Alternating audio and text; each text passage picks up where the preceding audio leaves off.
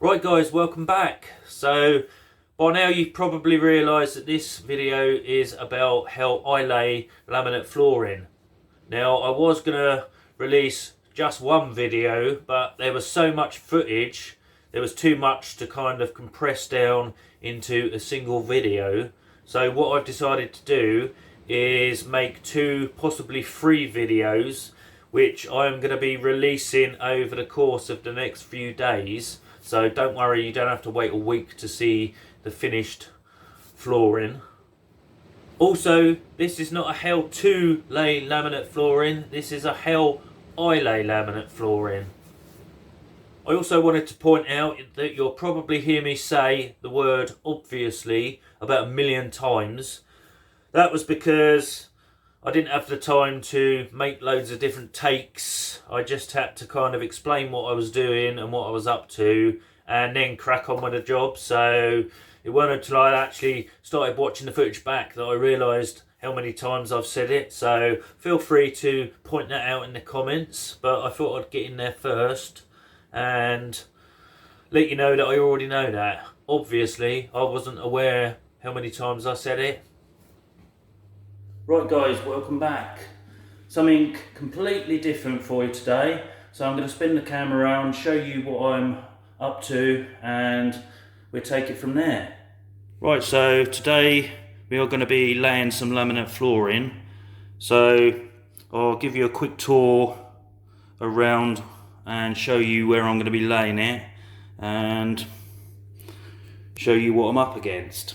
So we've got the hallway. Sorry if it's a little bit echoey, but the house is currently empty. So come down the hallway, straight into the living area.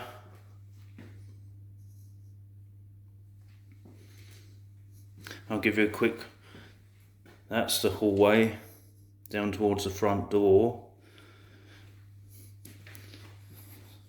So I'll do this room.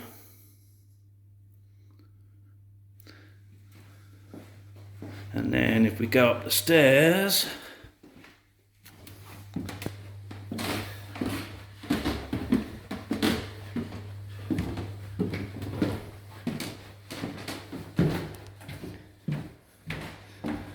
going to be doing this bedroom.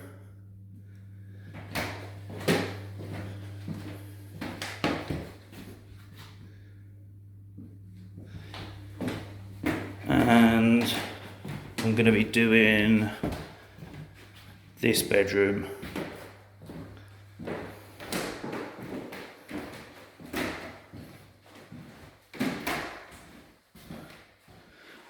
Fair sized rooms, so got my work cut out and I'm doing it on my own, so I don't know how long it's going to take.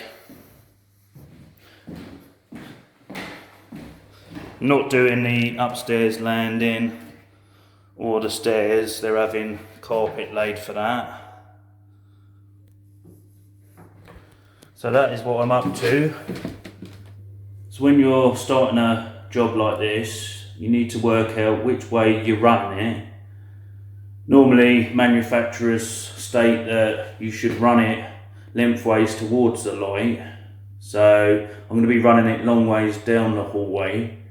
But one thing to consider is awkward areas like door frames and things like that, because obviously to do a neat job you're going to have to undercut door frames and that, and obviously you can't angle the boards to lock them together if you're trying to slide it under the door frame. So you need to kind of take your time with the prep before you start and then go from there. So with a room like this, I mean this is a basic rectangle and got the door frame here, but I'm not going to be putting a transition or breaking the floor. I'm going to run the floor continuous. So the only awkward bits I'm going to have are the door casings or door frames here, and obviously the kitchen door frames. And I mean these have been undercut already, but checking it against the floor that I'm going to be laying, you can see that that needs a little bit more trimming, so the floor will slide under. So when you're undercutting a door frame, you can see it slides under this piece already, but I want to slide it under the actual frame itself. So I've laid a piece of the underlay that I'm going to be using and a piece of the flooring, and then it's just a case of sit it flush with the flooring and undercut it.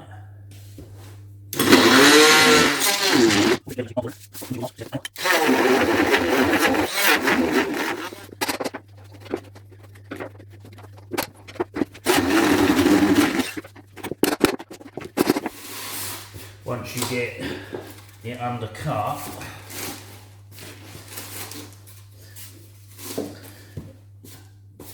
it'll allow the floor to sit neatly under the door frame. So this is the underlay I'm using. It's just 5mm, almost like a polystyrene. Provides thermal and sound deadening properties, and it's just a case of, I have actually ordered some foil tape to tape it up, but it hasn't arrived yet. So for start with, I'm just going to be using some spray adhesive, and of course you always forget to bring something, so I'm going to have to cut it with a chisel, but you should be able to just score this and cut it fairly easy. So that's basically all there is to it. Tape all the joints. Don't be afraid to use smaller offcuts to fill small gaps in. They're all stuck down firmly and all the joints are taped, so that way at least you end up with less waste.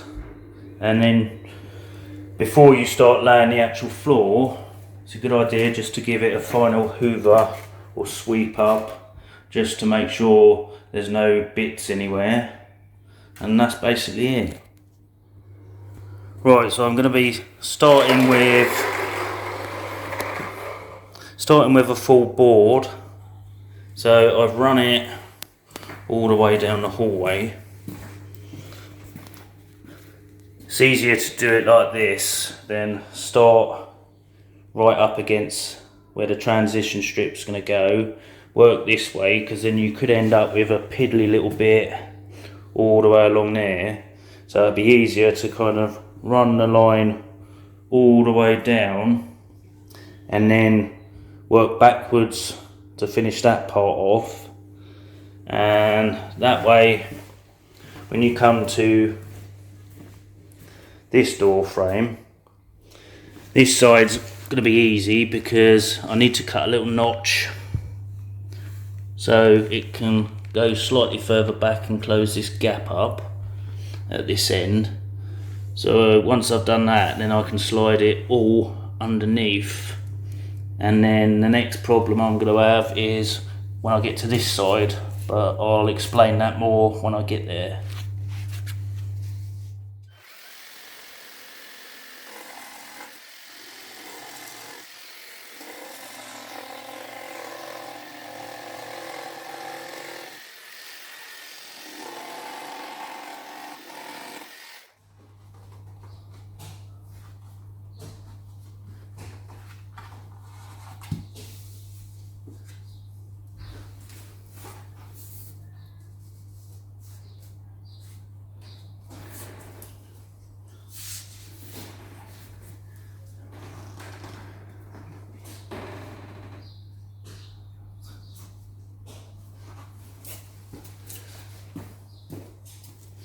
So you can see it all gives a nice neat finish. So I've cut the first board on the next row, just a random length, and that way your joints don't line up. And the normal rule of thumb is the bit you cut off one end starts the next row. Doesn't always work out like that. So now I need to cut this post around this corner piece. So I've locked it in place, I'm going to put a mark, leaving your expansion gap, and then I'll take this piece and hold it up level with the end of that piece, and I'll put a mark, also allowing for the expansion gap. And then what you've got to basically do is draw your lines and cut that out.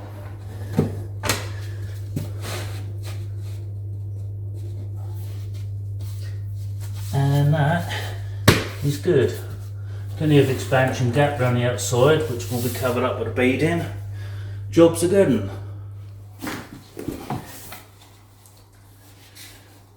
Right, so when you get to the end of a row, what you've got to do, this is the way the board's going to go.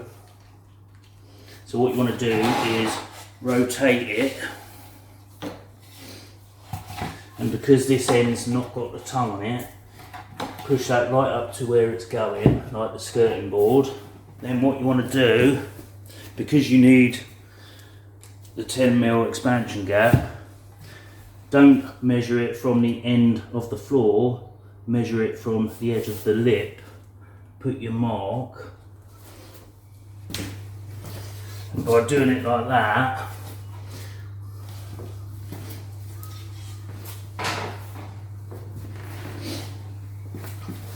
you should find that when you put it in,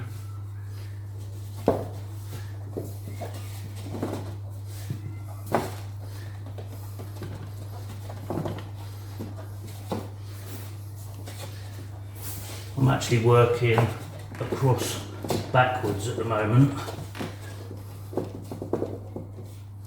It'll be a little bit fiddly. Once you get it in, that leaves you plenty of room at that end where the beading's going to go.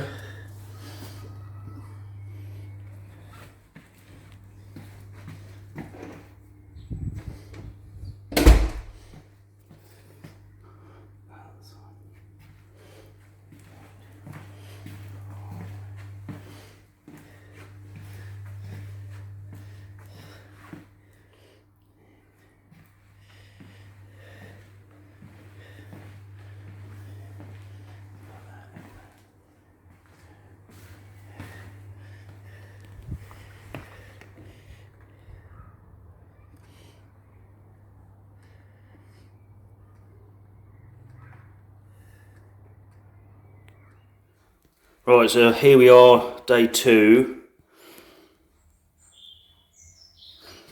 Obviously I've still got the strip all the way down the side, and I keep hitting those bloody doorstops. Yeah, I've got the little bit outside the kitchen. I was hoping to get the majority of the floor done in here yesterday, but I didn't start till late. Again, I didn't start till late today because it's Sunday and people might be having lay-ins, so I haven't been here this long. I've just finished prepping this side of the room, clearing up, removing any nails and staples from the old carpet, all the underlays down and taped, ready to go. So yeah, that's it. That's where I'm at the moment. Obviously I've still got that bit at the bottom of the stairs, but that shouldn't take too long. I normally leave the edge bits until last because they are the more fiddly areas. I'm going to show you at some point how I'm going to get the boards underneath that door frame. But yeah, now nearly 12 o'clock, so I'm going to start cutting, and I shall check in with you guys in a bit.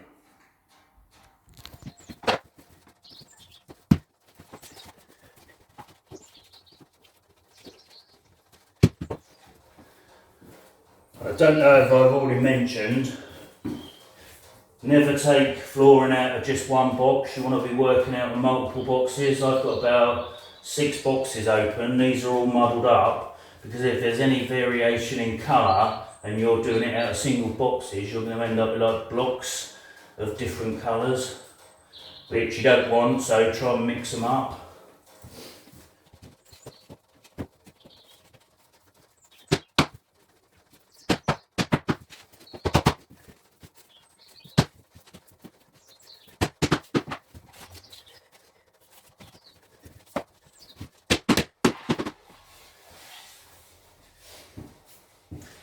And remember what I said, no need for a tape measure. So that's the way it's going to go. Flip the board round, because you haven't got the tongue on this end, put that edge up against the skirting board. Mark the edge of the lip or the tongue on this board. Mark a line, cut that, fit it.